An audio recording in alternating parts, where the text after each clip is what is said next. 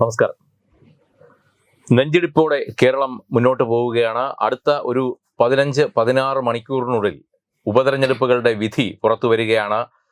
കുമാറെ, ഈ പറഞ്ഞതുപോലെ കഴിഞ്ഞ കുറേ നാളുകളായി രാഷ്ട്രീയ കേരളം കാതോർത്തിരിക്കുന്ന ഒരു വിധിയാണ് നാളെ വരുന്നത്. കാര്യം ഇതൊരു വരാനിരിക്കുന്ന തദ്ദേശ സ്വയംഭരണ സ്ഥാപനങ്ങളിലേക്കുള്ള തെരഞ്ഞെടുപ്പിനും അത് കഴിഞ്ഞുള്ള നിയമസഭാ തെരഞ്ഞെടുപ്പിനും ഒക്കെ മുന്നോടിയായിട്ടുള്ള ഒരു ക്വാർട്ടർ ഫൈനലായിട്ടാണ് എല്ലാവരും കണക്കാക്കുന്നത്. ക്വാർട്ടർ ഫൈനൽ ആണെങ്കിൽ കൂടിയും ഒരു സെമി ഫൈനലിൻ്റെ ആവേശവും വാശിയും ഒക്കെ ഈ മത്സരത്തിൽ ഉണ്ടായിരുന്നു. ഒരുപാട് രാഷ്ട്രീയ കോളക്കങ്ങൾ ഉണ്ടായിരുന്നു ഇതിൻ്റെ സഹയാത്രികരായി ഈ ഒരു തെരഞ്ഞെടുപ്പിനൊപ്പം. അതുകൊണ്ട് തന്നെ ഈ തെരഞ്ഞെടുപ്പ് ഫലം കേരളത്തിൽ 3 മുന്നണികളെ സംബന്ധിച്ചും വളരെയധികം പ്രാധാന്യം അർഹിക്കുന്നു. ആർക്കാണ് ജയപരാജയങ്ങൾ ഏറ്റുവാങ്ങേണ്ടി വരുന്നത് എന്ന് മാത്രമാണ് ഇനി അറിയേണ്ടത്. ജനങ്ങൾ ആർക്കൊപ്പമാണ് നിൽക്കുന്നത് എന്നുള്ള, അവർ ആരെ അധികാരത്തിലേറ്റുമെന്നുള്ള ജനങ്ങളുടെ പരമാധികാരം ഉപയോഗിച്ച് അവർ ആരെ യഥാവിധി അർഹതപ്പെട്ട കസേരകളിൽ എത്തിക്കും എന്നുള്ള കാര്യത്തിൽ മാത്രമാണ് ഇനി ഒരു തീരുമാനമാകേണ്ടത്. എന്തായാലും കേരളം കാത്തിരിക്കുന്ന ആ വിധിക്ക് ഇനി ഈ പറഞ്ഞതുപോലെ 15-16 മണിക്കൂറുകൾ മാത്രമാണ് മുന്നിലുള്ളത്. കുമാർ, എങ്ങനെ കാണുന്നു ഈ അവസാനവട്ടം മുന്നണികൾ എന്ത് പ്രതീക്ഷയാണ് വയ്ക്കുന്നത്? എല്ലാ മുന്നണികൾക്കും പ്രതീക്ഷയുണ്ട്. പ്രതീക്ഷയ്ക്ക് കുറവൊന്നുമില്ല. കാരണം അല്പസമയം മുമ്പ് LDF സ്ഥാനാർത്ഥി, പാലക്കാട്ടെ LDF സ്ഥാനാർത്ഥി പി സരീൻ പറഞ്ഞത് 60,000 വോട്ട് അദ്ദേഹത്തിന് കിട്ടുമെന്നാണ്. എന്തായാലും അദ്ദേഹത്തിൻ്റെ പാർട്ടി പോലും ആ ഒരു കണക്ക് പറഞ്ഞിട്ടില്ല. പക്ഷേ അദ്ദേഹത്തിന് ഒരു സ്ഥാനാർത്ഥി എന്ന നിലയിൽ, ജനങ്ങളെ നേരിൽ കണ്ട് സംവദിച്ച ഒരു സ്ഥാനാർത്ഥി എന്ന നിലയിൽ ഒരു പക്ഷേ അദ്ദേഹത്തിന് കിട്ടിയ കണക്കാണ്. ഇങ്ങനെ എല്ലാവരും പ്രതീക്ഷ വച്ച് പുലർത്തുന്നുണ്ട്. പക്ഷേ ഒരു കാര്യം ഉറപ്പിക്കാം, ചേലക്കരയായാലും പാലക്കാടായാലും ഇപ്പോൾ 3 മണ്ഡലങ്ങളിൽ ഉപതെരഞ്ഞെടുപ്പ് നടക്കുന്നുണ്ട് എങ്കിലും ഒരു ലോക്സഭാ മണ്ഡലത്തിലും 2 നിയമസഭാ മണ്ഡലത്തിലും അടക്കം 3 മണ്ഡലങ്ങളിൽ ഉപതെരഞ്ഞെടുപ്പ് നടക്കുന്നുണ്ട് എങ്കിലും എല്ലാവരുടെയും കോൺസെൻട്രേഷൻ പാലക്കാട്. കാരണം പാലക്കാട് അത്രമാത്രം ഒരു വലിയ മത്സരം അവിടെ നടക്കുന്നുണ്ട്. അതിനോടൊപ്പം ചേലക്കരയിലും മത്സരം മുറുകുന്നു എന്നൊരു പ്രതീതി ഉണ്ടാകുന്നുണ്ട്. അതുകൊണ്ട് തന്നെ 2 മണ്ഡലങ്ങളിലും ഒരു കാര്യം ഉറപ്പാണ്, നാളത്തെ വോട്ടെണ്ണൽ മണിക്കൂറുകൾ അത് അതീവ നിർണായകമാകും. ആ വോട്ടെണ്ണൽ മണിക്കൂറുകളിൽ ഫലം മറിയുന്ന ഒരു അവസ്ഥയുണ്ടാകും. ഇഞ്ചോടിഞ്ച് പോരാട്ടം നമുക്ക് കാണാൻ കഴിയും എന്നൊക്കെയാണ് നമ്മൾ പ്രതീക്ഷിക്കുന്നത്. എന്തായാലും ആ രീതിയിൽ പ്രത്യേകിച്ചും പാലക്കാടൊക്കെ ഉണ്ടാവുമെന്ന് തന്നെയാണ് പ്രതീക്ഷിക്കുന്നത്. പാലക്കാട് BJP വലിയ പ്രതീക്ഷ വച്ചു പുലർത്തുന്ന മണ്ഡലമാണ്. അതേസമയം തന്നെ മണ്ഡലം നിലനിർത്തും എന്ന ഒരു വലിയ ആത്മവിശ്വാസം കോൺഗ്രസും പ്രകടിപ്പിക്കുന്നുണ്ട്. എന്തായാലും നില മെച്ചപ്പെടുത്തും എന്നാണ് ഏതാണ്ട് ഒരു 42,000 വോട്ടാണ് ഇടതുമുന്നണി പോലും കണക്ക് കൂട്ടി വച്ചിരിക്കുന്നത്. ഒരു പക്ഷേ ആർക്കും ഒരു 50,000-ലധികം വോട്ട് കിട്ടാനുള്ള സാധ്യത ഇല്ല എന്നാണ് തോന്നുന്നത്. ഇത്തവണത്തെ ഒരു വോട്ടിംഗ് ടേൺ അറൗണ്ട് ഒക്കെ വെച്ച് നോക്കിയാൽ ആ ഒരു സാധ്യത കാണാനില്ല. പക്ഷേ എന്തായാലും ഒരു ടൈറ്റ് മത്സരമായിരിക്കും. ഭൂരിപക്ഷം തന്നെ ഒരു 500 മുതൽ 3,000-4,000 വരെ ഒക്കെ എന്നാണ് എല്ലാവരും പറയുന്നത്. പക്ഷേ ഒരു തരംഗമാണ് എങ്കിൽ, അല്ലെങ്കിൽ കൃത്യമായി മുന്നണികൾ അവകാശപ്പെടുന്നത് പോലെ അവർക്ക് അനുകൂലമായ ഒരു തരംഗം ഉണ്ട് എന്ന് പറയുകയാണെങ്കിൽ ഭൂരിപക്ഷം അതിലും വർദ്ധിക്കാനുള്ള സാധ്യതയുണ്ട്. ഇടതുപക്ഷത്തിൻ്റെ ഒരവസ്ഥ പാലക്കാടിനെ സംബന്ധിച്ചിടത്തോളം ഇടതുപക്ഷം എത്രമാത്രം അവർ തിരിച്ചു വരും. അത് തന്നെയാണ് കുമാറേ, നമ്മൾ ഈ 3 മുന്നണികൾക്ക് നെഞ്ചിടിപ്പ് ഉണ്ടെന്ന് പറയുമ്പോഴും ഇത് നെഞ്ചിടിപ്പ് അല്പം കൂടുതലുള്ളത് ഇടതുപക്ഷ മുന്നണിക്കാണ്. കാര്യം ചേലക്കര ഒരുപക്ഷെ അവർക്ക് കൈവിട്ടു പോയാൽ ഇടതുപക്ഷത്തിൻ്റെ അവസ്ഥ എന്താകും എന്നുള്ളതാണ്. കാര്യം ഈ ഉപതെരഞ്ഞെടുപ്പിൽ ഒന്നുമല്ലാതെ വട്ടപൂജ്യമായി മാറും ഇടതുപക്ഷം. കഴിഞ്ഞ ലോക്സഭാ ഇലക്ഷനിലെ പ്രകടനം കൊണ്ട് തന്നെ ഞെട്ടി വിറച്ചിരിക്കുകയാണ് ഇടതുപാളയം. അപ്പോൾ ഈ ഒരു ഇലക്ഷനിൽ കൂടി ചേലക്കര കൂടി നഷ്ടപ്പെട്ട് കഴിഞ്ഞാൽ മറ്റ് 2 ജില്ലകളിലും നമുക്കറിയാം എന്തായാലും അവിടെ ഈ പറയുന്ന ഒരു മുന്നേറ്റമൊന്നും CPM അല്ലെങ്കിൽ ഇടതുപക്ഷം ഉണ്ടാക്കാൻ പോകുന്നില്ല. വയനാട് CPI ആണ്. പക്ഷേ ഈ ചേലക്കരയിലാണ് അവരുടെ ഒരു പൊന്നാപുരം കോട്ട എന്നറിയപ്പെടുന്ന ചേലക്കരയാണ് അവരുടെ ആകെ പ്രതീക്ഷ. ആ പൊന്നാപുരം കോട്ട, അവരുടെ കയ്യിലുള്ള ആ കോട്ട കൂടി അവർക്ക് നഷ്ടപ്പെട്ടാൽ പിന്നീടുള്ള കേരളത്തിലെ ഇടതിൻ്റെ അവസ്ഥ അതിഭീകരമാകും. ഈ കഴിഞ്ഞ കാലങ്ങളിൽ നമ്മൾ കണ്ട മുഖ്യമന്ത്രിക്ക് എതിരെയുള്ള ഒരു ഭരണവിരുദ്ധ വികാരം എന്ന് നമ്മൾ ഓമനപ്പേരിട്ട് വിളിക്കുന്നുണ്ടെങ്കിലും അതങ്ങനെ അല്ല. അതിനും ഈ നിർവചിക്കാൻ കഴിയുന്നതിനും അപ്പുറമാണ് ആ വിരുദ്ധത എന്ന് തിരിച്ചറിയേണ്ടിയിരിക്കുന്നു. ഈ ഇലക്ഷന് പോലും അവസാന നിമിഷങ്ങളിലാണ് മുഖ്യമന്ത്രി അവിടെ പ്രചരണത്തിന് എത്തിച്ചത്, ഇല്ലേ? അതും ചേലക്കരയിൽ മാത്രം. മറ്റുള്ള സ്ഥലങ്ങളിലൊന്നും അങ്ങനത്തെ ഒരു പ്രചരണം ഉണ്ടായിരുന്നില്ല. അതുകൊണ്ട് തന്നെ അതിൽ നിന്ന് തന്നെ നമുക്ക് വായിച്ചെടുക്കാം മുഖ്യമന്ത്രി ഇപ്പോൾ പാർട്ടിക്ക് എത്രത്തോളം അന്യനാണ് എന്നുള്ള കാര്യം. ഈ പല നിരവധി കേസുകൾ, മുഖ്യമന്ത്രിയുടെ മകൾ ഉൾപ്പെട്ട കേസുകളിലൊക്കെ മൗനം പാലിച്ചത് ഉൾപ്പെടെയുള്ള കാര്യങ്ങൾ വലിയ തിരിച്ചടിയായിട്ടുണ്ട്. അതുപോലെ തന്നെ ഈ അവസാന നിമിഷം ഇ.പി. ജയരാജനെ മാറ്റിയത് ഉൾപ്പെടെയുള്ള കാര്യങ്ങളുമൊക്കെ പാർട്ടിക്ക് വലിയ രീതിയിലുള്ള തിരിച്ചടിയായിട്ടുണ്ട്. പാർട്ടി ഇപ്പോൾ വലിയ ഒരു വെല്ലുവിളി തന്നെയാണ് നേരിടുന്നതെന്നാണ് ചില സാമൂഹിക നിരീക്ഷകരും രാഷ്ട്രീയ നിരീക്ഷകരും ഇന്നിപ്പോൾ സമൂഹ മാധ്യമങ്ങളിലും മറ്റും എഴുതി കണ്ടത്. ഈ ഒരു കാര്യം നമ്മൾ എത്ര ഗൗരവമായി ചിന്തിക്കുമ്പോൾ എന്താണ് ഈ പറഞ്ഞതുപോലെ ഇടതിൻ്റെ ഒരു ഭാവി? ആ ഒരു തരി അത് കെടുമോ അതോ ഇനിയും ആളിക്കത്തുമോ? അല്ല, ഏതൊരവസ്ഥ വന്നാലും അതിനെ കൃത്യമായി ന്യായീകരിക്കാനും അതിനുള്ളിൽ പിടിച്ചു നിൽക്കാനും ഒക്കെ എന്താണ് വാഗ്ബലമുള്ളവരാണ് ഈ ഇടതുമുന്നണി എന്ന് പറയുന്നത്. വാഗ്ബലമുള്ളവരായിരുന്നു എന്ന് ഞാൻ അതിനെ തിരുത്തും. ഇപ്പോൾ അതിനകത്ത് അംഗസംഖ്യ കുറഞ്ഞു വരികയാണ്. എന്തായാലും അങ്ങനെ ഒരു ഏത് വീഴ്ചയിൽ നിന്നും അവരതിനെ ഒരു ന്യായീകരണം കണ്ടെത്തും. പക്ഷേ ഇടതുമുന്നണിയുടെ കോൺസെൻട്രേഷൻ ഈ പറഞ്ഞതുപോലെ ചേലക്കരയിൽ മാത്രമാണ്. കാരണം ചേലക്കരയെ അവർക്ക് നിലനിർത്തിയാൽ, അത് ഭൂരിപക്ഷം കുറഞ്ഞാലും ചേലക്കര നിലനിർത്തിയാൽ അവർക്ക് പറയാൻ ഏറെയുണ്ടാവും. കാരണം പാലക്കാട് അവരുടെ സിറ്റിംഗ് സീറ്റല്ല, വയനാട് അവരുടെ സിറ്റിംഗ് സീറ്റല്ല, ചേലക്കര മാത്രമായിരുന്നു സിറ്റിംഗ് സീറ്റ്, അവിടെ ഞങ്ങൾ വിജയിച്ചു എന്ന്. അപ്പോൾ ഭരണവിരുദ്ധം കേരളത്തിൽ ഇല്ല എന്നൊക്കെ പറയാനൊക്കെ അവർക്ക് സാധിച്ചേക്കും. പക്ഷേ ഇപ്പോഴും ഇടതുപക്ഷത്തിന് തന്നെയാണ് ചേലക്കരയിൽ മുൻതൂക്കം എന്ന് തന്നെയാണ് വിലയിരുത്തപ്പെടുന്നത്. പക്ഷേ ചേലക്കരയെ സംബന്ധിച്ചിടത്തോളം അവിടെ ഒരു മന്ത്രിയെ, അതായത് രാധാകൃഷ്ണൻ എന്ന സ്ഥാനാർത്ഥിയെ അവിടെ MLA അവിടെ നിന്നും എടുത്തുമാറ്റി MP ആക്കുന്നു. അത് തീർച്ചയായും ഇടതുമുന്നണിയെ സംബന്ധിച്ചിടത്തോളം അത് ചെയ്യേണ്ട ഒരു കാര്യമായിരുന്നു. കാരണം കഴിഞ്ഞ ലോക്സഭാ തെരഞ്ഞെടുപ്പിൽ ഒരു സീറ്റ് പോലും, അല്ലെങ്കിൽ ഏതെങ്കിലും ഒരു സീറ്റിൽ വിജയിക്കാൻ സാധിക്കുമെന്ന് ഇടതുപക്ഷം തന്നെ കണക്ക് കൂട്ടിയിരുന്നില്ല. അവിടെ ഒരു സീറ്റ് വിജയിച്ചത് ഈ മണ്ഡലത്തിൽ നിന്ന് പോയ MP ആണ് എന്നുള്ളത് കൊണ്ട് തന്നെ ഇനിയിപ്പോൾ ചേലക്കര പോയാലും CPM വലിയ നഷ്ടമൊന്നും വരാനില്ല. കാരണം അവിടെ നിന്നുള്ള MLA എടുത്ത് ലോക്സഭയിൽ മത്സരിപ്പിച്ചിട്ടാണെങ്കിൽ അവർ ലോക്സഭാ തെരഞ്ഞെടുപ്പിൽ പ്രതികൂല സാഹചര്യത്തിൽ ഒരു സീറ്റ് നേടി.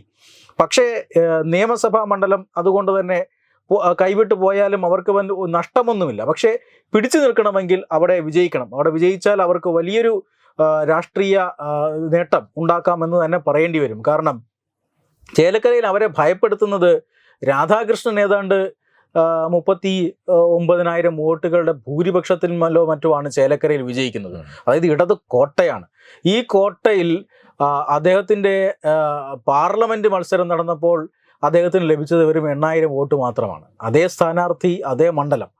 അപ്പോൾ ആ സ്ഥാനാർത്ഥി അവിടെ വിജയിക്കുകയും ചെയ്തു. എന്നിട്ട് പോലും ഭൂരിപക്ഷം വലിയ രീതിയിൽ കുറഞ്ഞു എന്നുള്ളതാണ്. കുമാർ, ഇങ്ങനെയൊക്കെ പറയുമ്പോഴും ഒരു 5-6 വർഷം മുമ്പാണെങ്കിൽ നമുക്ക് ഇത്ര കൃത്യമായി തന്നെ ഇങ്ങനെ എന്ന് പറയാമായിരുന്നു. പക്ഷേ ഇപ്പോൾ നമ്മൾ കഴിഞ്ഞ ലോക്സഭാ ഇലക്ഷൻ പരിശോധിക്കുകയാണെങ്കിൽ കൂടിയും കേരളത്തിൻ്റെ ഈ രാഷ്ട്രീയമായ ഒരു ഇക്കോ സിസ്റ്റം, നമ്മൾ പറയാറുണ്ട് ഇവിടെ ഒരു ഇടത് ഇക്കോ സിസ്റ്റം നിലനിന്നിട്ടുണ്ടെന്ന്.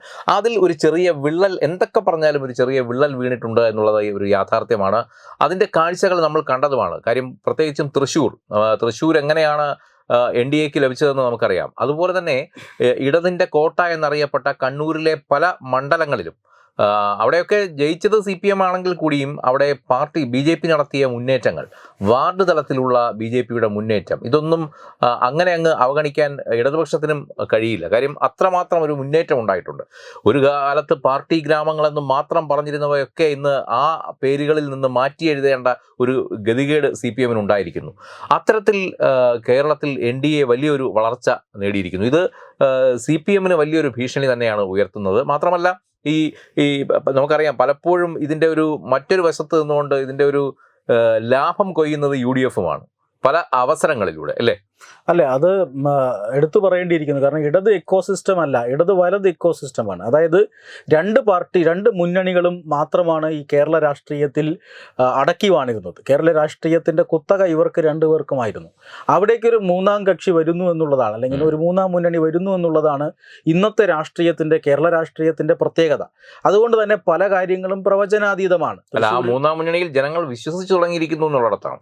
അതാണ് വരുന്നു എന്ന് പറയുമ്പോൾ അതാണ് വിജയം കണ്ടു കണ്ടു തുടങ്ങിയിരിക്കുന്നു എന്നുള്ളതാണ്. ഇപ്പോൾ പല മണ്ഡലങ്ങളിലും BJP വർഷങ്ങളായി അവർ A ക്ലാസ് മണ്ഡലമായി കണക്ക് കൂട്ടുന്ന മണ്ഡലങ്ങളുണ്ട്. അവിടെയൊക്കെ വലിയൊരു പോരാട്ടം BJP പുറത്തെടുക്കുമെങ്കിലും വിജയത്തിലേക്ക് എത്തിയിട്ടില്ല. അത് ഇപ്പോൾ ഈ നിയമത്തിൽ വിജയിച്ച ശേഷവും അത് നിലനിർത്താൻ സാധിച്ചിട്ടില്ല. പക്ഷേ തൃശ്ശൂരിൽ അങ്ങനെയല്ല. തൃശ്ശൂരിൽ വളരെ സംഘടനാ സംവിധാനം എണ്ണയിട്ട യന്ത്രം പോലെ പ്രവർത്തിക്കുകയും ആധികാരികമായ വിജയം നേടുകയും ചെയ്തു. ഇത്രയധികം ആധികാരികമായ വിജയം ആരും പ്രതീക്ഷിച്ചിരുന്നില്ല എന്നുള്ളതാണ്. എന്ന് പറഞ്ഞാൽ പ്രവചനാതീതമായ രീതിയിൽ ആ മൂന്നാം രാഷ്ട്രീയത്തിന് ഇവിടെ സ്വീകാര്യത ലഭിച്ചുകൊണ്ടിരിക്കുന്നു. അതുകൊണ്ട് തന്നെ പാലക്കാട് പോലുള്ള സ്ഥലങ്ങളിൽ പ്രവചനം അസാധ്യമാകുന്നതും അതുകൊണ്ടാണ്. പലരും പറയുന്നത് കോൺഗ്രസിൻ്റെ ഭൂരിപക്ഷം കുറയുമായിരിക്കും, പക്ഷെ കടന്നുകൂടും. BJPക്ക് അങ്ങനെ തോൽപ്പിക്കാനുള്ള ഒരു സമയമൊന്നും ആയിട്ടില്ല എന്ന് പലരും പറയുന്നുണ്ട്. പക്ഷേ പ്രവചനാതീതമായ ഒരു എഫക്റ്റ് ഈ തൃശ്ശൂരിൽ സുരേഷ് ഗോപിക്ക് അനുകൂലമായി ഉണ്ടായതുപോലുള്ളൊരു എഫക്റ്റ് കേരളത്തിലെ എല്ലാ മണ്ഡലങ്ങളിലുമുണ്ട്. ഈ തൃശ്ശൂരിൽ വിജയിച്ചു കഴിഞ്ഞാൽ അതിൻ്റെ അനുരണനം എല്ലാ മണ്ഡലങ്ങളിലും ഉണ്ടാകും. അതിനുശേഷം നടക്കുന്ന ആദ്യ തെരഞ്ഞെടുപ്പ് എന്ന നിലയിൽ ആ ഘടകം പാലക്കാട് വളരെയധികം ഒന്നാം സ്ഥാനത്ത്. ഈ പറഞ്ഞ ഒരു ഫാക്ടർ പാലക്കാട് എത്ര ശതമാനം വർക്കൗട്ട് ആവുമെന്നാണ് കുമാർ കരുതുന്നത്? തീർച്ചയായിട്ടും പാലക്കാട് മണ്ഡലം മാത്രമല്ല, ഈ നിയമസഭ ഇവിടെ ഈ കേരളത്തിൽ ഏത് മണ്ഡലത്തിൽ ഉപതെരഞ്ഞെടുപ്പോ അല്ലെങ്കിൽ തെരഞ്ഞെടുപ്പോ നടന്നാലും ആ ഒരു എഫക്റ്റ് ഉണ്ടാകും. കാരണം A ക്ലാസ് മണ്ഡലം എന്ന് പറഞ്ഞുകൊണ്ട് നടന്ന ആദ്യകാല മണ്ഡലങ്ങളിലൊന്നാണ് പാലക്കാട്, മഞ്ചേശ്വരം, പിന്നെയാണ് തിരുവനന്തപുരവും പിന്നെ തൃശ്ശൂരും ഒക്കെ വന്നത്. തൃശ്ശൂരിൽ ഓപ്പൺ ചെയ്യുന്നതോടുകൂടി തൃശ്ശൂരിൽ തന്നെയുള്ള എത്രയോ നിയോജക മണ്ഡലത്തിൽ BJP ഒന്നാം സ്ഥാനത്ത് വന്നു. തിരുവനന്തപുരത്ത് 3-4 നിയോജക മണ്ഡലത്തിൽ ഒന്നാം സ്ഥാനത്താണ്. ഇങ്ങനെ ആകെ 11ഓളം നിയമസഭാ മണ്ഡലങ്ങളിൽ BJP ഒന്നാം സ്ഥാനത്തുണ്ട്. അതാണ് ഏറ്റവും പ്രധാനപ്പെട്ട കാര്യം. പാലക്കാടിനെ സംബന്ധിച്ചിടത്തോളം ആണെങ്കിൽ പാലക്കാട് നിയോജക മണ്ഡലത്തിൽ ലോക്സഭാ തെരഞ്ഞെടുപ്പിലും BJP ഒന്നാം സ്ഥാനത്ത് വന്നിട്ടില്ല. അല്ല, അപ്പോഴും ചില ആളുകൾ ഇതിനെ എതിർക്കുന്നത് മെട്രോമാൻ E ശ്രീധരൻ സർവ്വസമ്മതനാണ്, അദ്ദേഹം ജനകീയനാണ്, അദ്ദേഹത്തിന് പോലും കഴിയാത്ത കാര്യം C കൃഷ്ണകുമാറിന് കഴിയുമോ എന്നുള്ളതാണ് ഇപ്പോൾ ഒരു സംശയമായി പലരും ഉയർത്തുന്നത്. ആ സംശയം ഇപ്പോഴും സംശയമായി തന്നെ നിലനിൽക്കുകയാണ്. കാരണം അതിന് ഉത്തരം കിട്ടണമെങ്കിൽ നാളെ വോട്ടെണ്ണി കഴിയണം. പക്ഷേ അങ്ങനെ വരാൻ സാധ്യതയുണ്ട്. കാരണം E ശ്രീധരൻ എന്ന വ്യക്തിക്ക് എത്ര വോട്ട് കിട്ടിയിട്ടുണ്ടാകും? അത്രയും വോട്ട് ഇത്തവണ ഈ തൃശ്ശൂർ വിജയത്തിൻ്റെ പശ്ചാത്തലത്തിൽ BJPയുടെ ഒരു പുതിയ ഉണർവ് അവിടെ ഉണ്ടാക്കിയിട്ടുണ്ടോ എന്ന ചോദ്യമാണ്. രണ്ടാമത്തെ കാര്യം പാലക്കാട് നഗരസഭയിലെ ഭൂരിപക്ഷമാണ്. പാലക്കാട് നഗരസഭയിൽ 32,000 വോട്ട് കഴിഞ്ഞ തെരഞ്ഞെടുപ്പിൽ BJPക്ക് കിട്ടി. ഇപ്പോൾ വോട്ട് എണ്ണി തുടങ്ങുമ്പോൾ ആദ്യം പാലക്കാട് നഗരസഭയാണ് നാളെ എണ്ണുക. അവിടെ ആ പാലക്കാട് നഗരസഭ എണ്ണിക്കഴിയുമ്പോൾ തന്നെ നമുക്ക് മണ്ഡലത്തിൻ്റെ ട്രെൻഡ് കൃത്യമായി അറിയാൻ കഴിയും. കാരണം ഈ 32,000-ലധികം വോട്ട് ഇവിടെ നേടിയാൽ രാവിലെ 8 മണിക്കല്ലേ വോട്ടെണ്ണൽ തുടങ്ങുന്നത്? അതെ, 8 മണിക്കാണ്. അപ്പോൾ നമുക്കൊരു ട്രെൻഡിങ് ഉദ്ദേശം ഒരു 9-9:30 കൂടി അറിയാൻ കഴിയുമോ കുമാർ? അറിയാൻ കഴിയുമായിരിക്കും. കാരണം ആ ഒരു EVM എണ്ണി തുടങ്ങുന്നതിന് ഇപ്പോൾ ചില കാലതാമസം വരുന്നുണ്ട്. കാരണം പണ്ട് ഒരു 5 മിനിറ്റ് 10 മിനിറ്റ് കൊണ്ട് പോസ്റ്റൽ കഴിഞ്ഞ ലോക്സഭാ ഇലക്ഷനിൽ വൈകിട്ട് 4 മണി വരെ പോയ അവസ്ഥ ഉണ്ടായി. അതെ, അത് മാത്രമല്ല ഈ പണ്ടൊക്കെ ഈ പോസ്റ്റൽ വോട്ട് ഒരു ആദ്യത്തെ 5 മിനിറ്റ് 10 മിനിറ്റ് കൊണ്ട് എണ്ണിത്തീരുകയും EVM എണ്ണി തുടങ്ങുന്ന കണക്കുകൾ വരികയും ചെയ്യും. പക്ഷേ ഇതല്ലേ, പോസ്റ്റൽ വോട്ട് എന്ന് പറഞ്ഞാൽ 85-ന് മുകളിൽ പ്രായമുള്ളവരെല്ലാം ആ വോട്ട് ചെയ്തിരിക്കുകയാണ്. അതെല്ലാം എണ്ണിത്തീരണമെങ്കിൽ കുറച്ച് സമയമെടുക്കും. അത് കഴിഞ്ഞതിന് ശേഷം EVM വന്നു തുടങ്ങി. നമ്മുടെ നഗരസഭ എണ്ണിക്കഴിഞ്ഞാൽ നഗരസഭയിൽ ഏതാണ്ട് 15,000-ൽ പരം ഭൂരിപക്ഷമാണ് കഴിഞ്ഞ തവണ BJPക്ക് കിട്ടിയത്. ആ ലീഡ് ഒരു 17,000-ഓ 18,000-ഓ ആക്കി BJPക്ക് ഉയർത്താൻ കഴിഞ്ഞാൽ തീർച്ചയായും വിജയപ്രതീക്ഷയുണ്ട്. പാലക്കാട് താമരക്കാടായി മാറും എന്നുള്ള കാര്യത്തിൽ യാതൊരു സംശയവുമില്ല. ആ ഒരു രീതിയിലേക്ക് പോകും എന്ന് തന്നെയാണ് പ്രതീക്ഷിക്കുന്നത്. എന്തായാലും ആദ്യ മണിക്കൂറുകൾ അതുകൊണ്ട് തന്നെ പാലക്കാടിനെ സംബന്ധിച്ചിടത്തോളം നിർണായകമാണ്. ആദ്യ മണിക്കൂറുകളിൽ BJPയുടെ ലീഡ്, വലിയ ലീഡ് തന്നെ വേണം. ആ ലീഡ് കുറഞ്ഞാൽ അത് തീർച്ചയായും കോൺഗ്രസിന് അനുകൂലമായി മാറും. കാരണം പിന്നീടുള്ള കണ്ണാടി പഞ്ചായത്ത് ഒഴികെ മറ്റ് 2 പഞ്ചായത്തുകളിലും കോൺഗ്രസിന് അല്ലെങ്കിൽ UDFന് വലിയ ഭൂരിപക്ഷമുള്ള മേഖലയാണ്. അങ്ങനെയാണ് എങ്കിൽ കോൺഗ്രസ് ഈ ന്യൂനപക്ഷ വോട്ടുകളിലാണല്ലോ കോൺഗ്രസ് കണ്ണുവച്ചിരിക്കുന്നത്. ആ വോട്ടുകൾ കൃത്യമായി പോൾ ചെയ്യപ്പെട്ടു എന്ന് തന്നെ പറയണം. രണ്ടാമത്തെ കാര്യം എന്നത് അവിടെ ക്രിസ്ത്യൻ വോട്ടുകളാണ്. ഏതാണ്ട് 5,000-നും 7,000-നും ഇടയ്ക്ക് ക്രിസ്ത്യൻ വോട്ടുകൾ ഉണ്ട് എന്ന് പറയപ്പെടുന്നു. മുനമ്പം വിഷയത്തിൻ്റെ പശ്ചാത്തലത്തിൽ അവിടെ കൃത്യമായി അവരുടെ സംഘടനാപരമായ സംവിധാനങ്ങളിൽ കൂടെ തന്നെ വോട്ട് ഇടതുമുന്നണിക്കും വലതുമുന്നണിക്കും ചെയ്യില്ല എന്ന് പരസ്യമായി പറഞ്ഞവരുണ്ട്. അതുകൊണ്ട് തന്നെ അവിടെ ഒരു വലിയ മാറ്റം അത് BJPക്ക് അനുകൂലമായി വന്നാലും സ്ഥിതിഗതികൾ മാറി മറിയും. നമ്മൾ അതുകൊണ്ട് തന്നെ കഴിഞ്ഞ തവണ E ശ്രീധരൻ മത്സരിച്ച് നേടിയ ഈ ജസ്റ്റ് 3,800 വോട്ടുകളുടെ ഒരു ലീഡ് അത് കണക്കാക്കാതെ 2023 ഒന്നിലെ തിരഞ്ഞെടുപ്പിൽ 17,000 ലീഡ് അതെങ്ങനെ മറികടക്കാം BJP എന്ന് നോക്കിയാൽ തന്നെ നമുക്ക് ഈ കാര്യങ്ങളിൽ കൃത്യമായ ഒരു ഉറപ്പ് പറയാൻ സാധിക്കും. അതിന് നഗരസഭയിലെ വോട്ടെണ്ണൽ കഴിയുന്നതുവരെ നമുക്ക് കാത്തിരിക്കാം. എന്തായാലും എത്രയൊക്കെ കൂട്ടിക്കിഴക്കലുകൾ നടത്തിയാലും നാളെ രാവിലെ 8 മണി മുതൽ നമുക്കിതിൻ്റെ ഒരു യാഥാർത്ഥ്യം എന്തെന്ന് മനസ്സിലാകും. നാളെ രാവിലെ 9 മണി മുതൽ നമ്മൾ അവതരിപ്പിക്കുന്ന പ്രത്യേക തത്സമയ പരിപാടി ഉണ്ടാകും, പവർ പ്ലേ. നമ്മൾ മറ്റ് സാറ്റലൈറ്റ് ചാനലുകളൊക്കെ രാവിലെ 5 മണി മുതലാണ് തത്സമയം. എന്തായാലും നമ്മൾ അത്ര നേരത്തെ ഒന്നും പ്രേക്ഷകരെ ബുദ്ധിമുട്ടിക്കുന്നില്ല. 9 മണി തൊട്ടായിരിക്കും ഒരു ട്രെൻഡിങ്ങും അതിൻ്റെ ഒരു യഥാർത്ഥ ലീഡ് നിലയും ജയപരാജയങ്ങൾ നിർണ്ണയിക്കാൻ കഴിയുന്ന വിധത്തിലുള്ള കാര്യങ്ങളും ഒക്കെ തീരുമാനിക്കാൻ കഴിയുന്നത്. അതുകൊണ്ട് രാവിലെ 9 മണി മുതൽ അങ്ങോട്ട് രാഷ്ട്രീയ നിരീക്ഷകരും അതുപോലെ തന്നെ പ്രമുഖ രാഷ്ട്രീയക്കാരും ഒക്കെ ഉൾപ്പെട്ട വിശകലനങ്ങളുമൊക്കെ അടങ്ങിയ ഒരു പ്രത്യേക തത്സമയ സംപ്രേഷണം ഒരുക്കിയിട്ടുണ്ട്. പവർ പ്ലേ എന്നാണ് ആ ഒരു തത്സമയ സംപ്രേഷണത്തിന് നമ്മൾ കൊടുത്തിരിക്കുന്ന ടൈറ്റിൽ. കാര്യം ഇതൊരു അധികാരത്തിൻ്റെ പവറിൻ്റെ കളിയാണ് അല്ലേ? അതെ, ജനങ്ങളാണ് ഈ ഒരു പരമാധികാരം വിനിയോഗിച്ചിരിക്കുന്നത്. അവർ ആ പരമാധികാരത്തിലൂടെ ആരെ അധികാര കേന്ദ്രങ്ങളിലേക്ക് അല്ലെങ്കിൽ അധികാര കസേരകളിലേക്ക് എത്തിക്കും എന്നുള്ളതിൻ്റെ ഒരു ഉത്തരമാണ് നാളെ ലഭിക്കുന്നത്. എന്തായാലും എല്ലാവർക്കും ഒപ്പം തത്വമയും കാത്തിരിക്കുകയാണ് ഈ ഒരു ഉദ്വേഗ നിമിഷങ്ങൾക്കായി. ഇതിൻ്റെ തത്സമയ സംപ്രേഷണം രാവിലെ 9 മണി മുതൽ പ്രേക്ഷകരിലേക്ക് എത്തിക്കുന്നതായിരിക്കും. നമസ്കാരം. Powered by Jyothis, realising your dream home. Our ongoing luxury apartments projects are Crown near Karivattam, The Square near UST Global, White Manor near Aattugal Ambalathara, and Evergreens Luxury Villas near Tirumala. Call 90482 55599. Jyothis Building Promoters Private Limited, Thiruvananthapuram.